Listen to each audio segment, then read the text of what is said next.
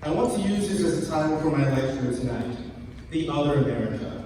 And I use this title because there are literally two Americas. Every city in our country has this kind of dualism, this schizophrenia, split in so many parts, and so every city ends up being two cities rather than one. There are two Americas. One America is beautiful for situation. In this America, millions of people have the milk of prosperity and the honey of equality flowing before them. This America is the habitat of millions of people who have food and material necessities for their bodies, culture and education for their minds, freedom and human dignity for their spirits. In this America, children grow up in the sunlight of opportunity. But there is another America. This other America has a daily ugliness about it that transforms the buoyancy of hope into the fatigue of despair. In this other America, thousands and thousands of people, men in particular, walk the street in search of jobs that do not exist. In this other America, millions of people are forced to live in vermin-filled, distressing housing conditions. In this other America, thousands of young people are deprived of the opportunity to get an adequate education. Not because they're dumb, not because they don't have the native intelligence, but because the schools are so inadequate, so overcrowded, so devoid of quality, so segregated, if you will, that the best in these minds never come out.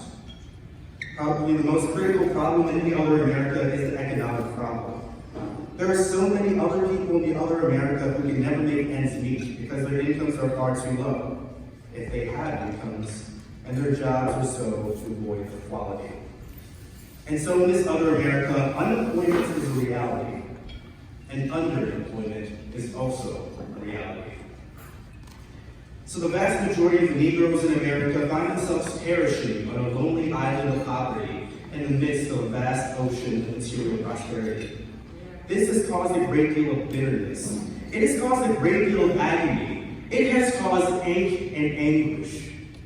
These conditions are the things that cause individuals to feel they have no other alternative than to engage in violent rebellions to get attention. And I must say tonight that a riot is the language of the unheard. And what is it that America has failed to hear? It has failed to hear the plight of the Negro poor has worsened over the last 12 or 15 years. It has failed to hear that the promises of freedom and justice have not been met. And it has failed to hear about the large segments of society that are more concerned about tranquility and the status quo than about justice and humanity. We will never solve the problem of racism until there is a recognition of the fact that racism still stands at the center of so much of our nation. And we must see racism for what it is. It is the nymph of an inferior people. It is the notion that one group has all the knowledge, all the insights, all the purity, all the work, all of the dignity. And another group is worthless, on a lower level of humanity, inferior.